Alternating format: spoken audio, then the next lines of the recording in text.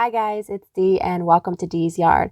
I've somehow lost some audio and footage, but wanted to share what I ended up planting around my shed to spruce it up a bit.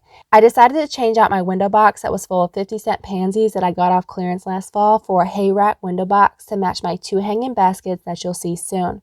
I add slow release fertilizer to all the planting holes and containers. Something like Osmocote or Flower Tone works great. In the middle between the 2 Supertunia Vista Fuchsia, I'm adding a Diamond Frost Euphorbia that I overwintered from last year to save money.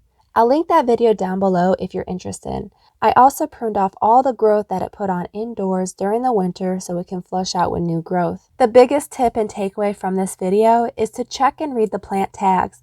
They might be listed as an annual, but really are a perennial based on your zone. Both the Salvia and Calendula that you will see me plant are actually hardy to my zone, Zone 7A, even though they are marketed as an annual, which is great because I got a bunch of perennials at the price of an annual. And actually, the only annuals that I'm planting up around the shed and won't overwinter are the petunias. But thank you so much for watching, and I hope you enjoy.